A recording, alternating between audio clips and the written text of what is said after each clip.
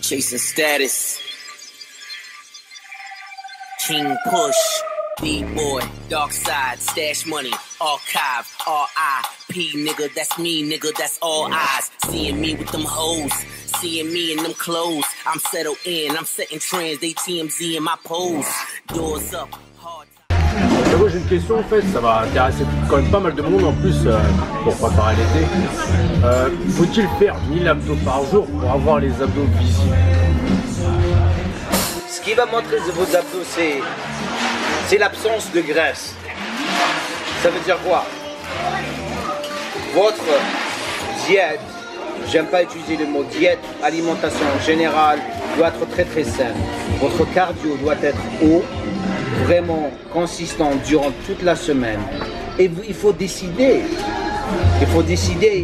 que lorsque vous êtes en période de prise de masse, est-ce que vous voulez...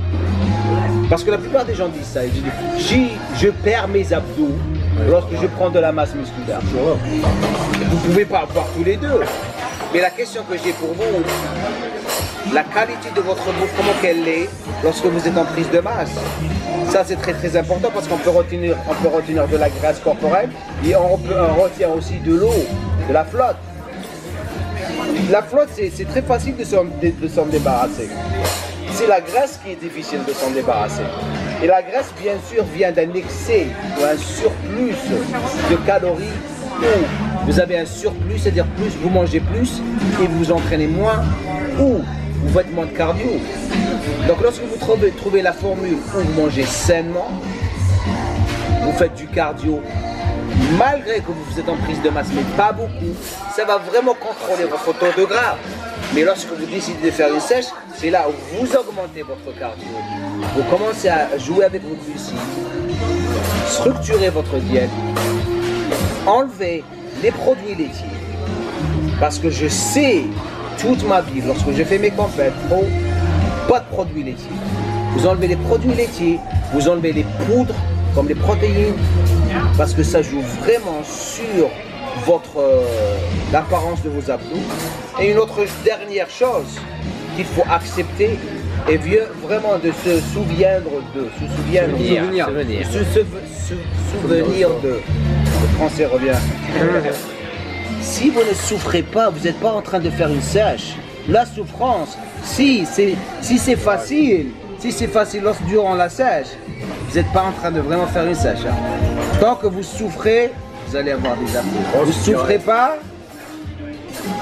comme on dit chez moi, ça, oubliez. Il faut souffrir. Il faut souffrir. Parce que pourquoi? Parce que vous êtes en train de souffrir. Et le mec qui va vous demander, oh, regarde tes abdos, il n'est pas en train de souffrir. Il n'a jamais souffert. Il va te poser la question, comment tu as fait pour avoir ces abdos? Tu vas lui dire, est-ce que tu peux souffrir? Non, je ne peux pas faire ça. Il n'est pas prêt à souffrir. C'est ce qui va la différence entre un globiste, quelqu'un qui a du cœur, et un non-globiste. Un excusiste.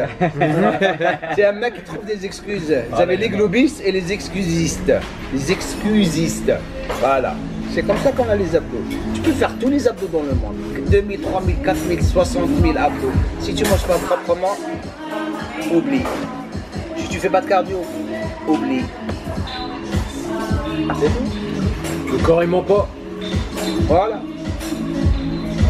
J'ai 50 ans, j'ai toujours mes abdos. Et voilà. Hein? Alhamdulillah. Le travail. Faut penser. Hein. Ça m'a pris pour avoir mes abdos au niveau où ils sont. Ça m'a pris 20 ans. Ouais, 15 ans à 20 ans pour arriver au top, pour les avoir comment ils étaient. Hein. Mais même à côté de la diète, tu les bossais pas spécialement tous les jours. Non. Pas besoin. Je les entraînais différemment. Ce qui était bizarre, c'est que lorsque j'étais jeune, je faisais mes abdos trop parce que j'étais comme vous, j'étais obsédé par les entraînements. Mais lorsque je commençais à rentrer dans le niveau pro, mes abdos, funny, bizarre, je les faisais jamais en période non compétitive. Jamais. 12 semaines avant la compétition, je commence à les entraîner. Parce que la première des choses, je ne voulais pas développer ma ligne, ma taille encore plus. Donc j'étais plus focalisé sur ma poitrine, mes épaules, mes abdos. De temps en temps un petit peu, mais jamais. 3, 12 semaines, 16, non, je commençais les preps 16 semaines, des fois 20 semaines. Là, je commence à les attaquer. Et ça, vraiment, ça... Et j'utilisais jamais de poids. Juste mon poids du corps, les répétitions. Des fois, le poids. Je faisais, je faisais des crunches avec les câbles. Ouais. Là, j'utilisais beaucoup de poids. Mais la plupart du temps, c'était vraiment magique parce que c'est pas parce que c'était comme ça. C'était magique parce que je savais ce qui marchait pour moi et ça m'a pris 15 ans, 20 ans pour savoir. Je savais lorsque je prenais ma bouffe, je savais combien de calories je mangeais, combien mes glucides, comment diminuer mes glucides, comment m'entraîner. Si je voyais que mes fessiers n'étaient pas encore déchiquetés ou déchirés, je savais quoi faire pour rendre ça. C'est prendre du temps et souffrance. Si je ne souffrais pas, et après ça devient une obsession. Avec la souffrance, parce que à un moment donné, si je vous dis ce que je prenais pour le petit déjeuner, les gens ne pourront jamais prendre ça.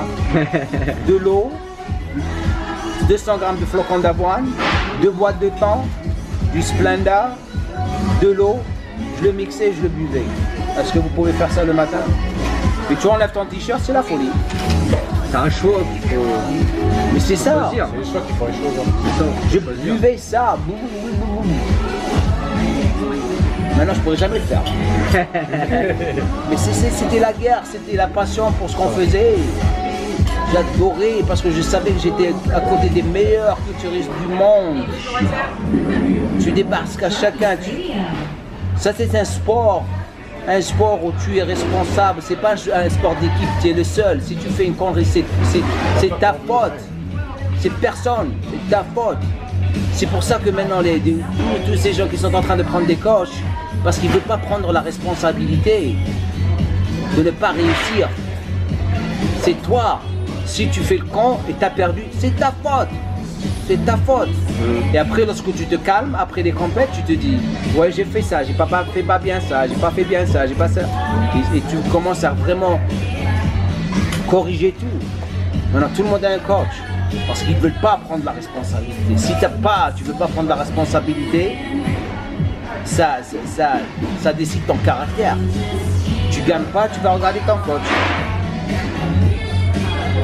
C'est pas le football ici. Hein. C'est pas le football. Le football, ça se comprend, tu as besoin de coach. Basketball, tu as besoin de coach. C'est l'équipe. Il y a une structure, il y a des combinaisons à jouer. C'est très important, ça. Gueule. Le cœur. Bah voilà, c'était l'interview avec Jamcore DZ. Donc n'hésitez pas à suivre sa page, sa chaîne YouTube. C'est du lourd. Le gueule. Le gueule.